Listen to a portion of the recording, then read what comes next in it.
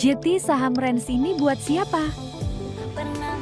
Oke, ini bagian dengan IPO 135 perak sampai 170 perak per saham. Valuasinya Rans itu di sekitaran PE 30 sampai 38 kali. Premium.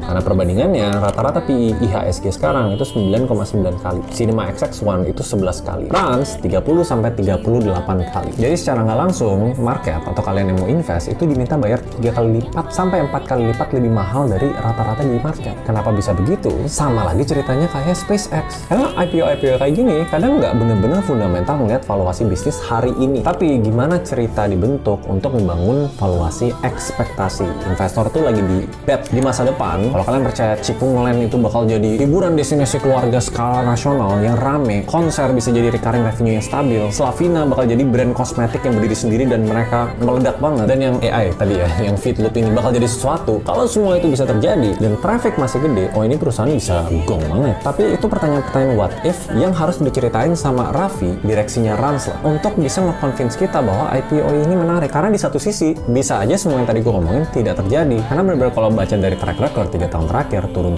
terus 37% dari IPO-nya itu ditaruh buat penyelenggaraan konser. Sorry, tadi gue lupa bilang. Kenapa ini penting? Karena ini dana yang dipakai untuk beban operasional, bukan pembangunan aset produktif yang permanen. JT saham Rans ini buat siapa?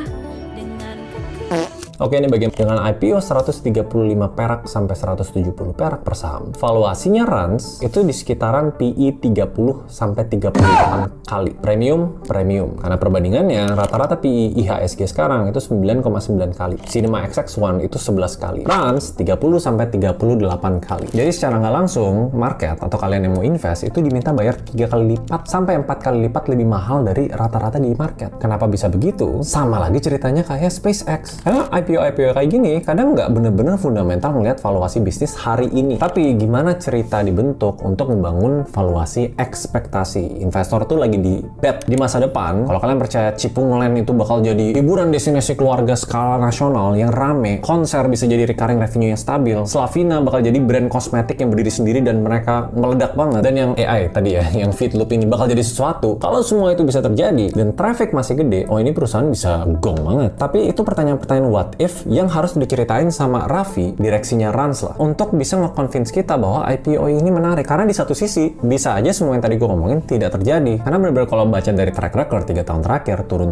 terus 37% dari IPO-nya itu ditaruh buat penyelenggaraan konser. Sorry, tadi gue lupa bilang. Kenapa ini penting? Karena ini dana yang dipakai untuk beban operasional, bukan pembangunan aset produktif yang permanen.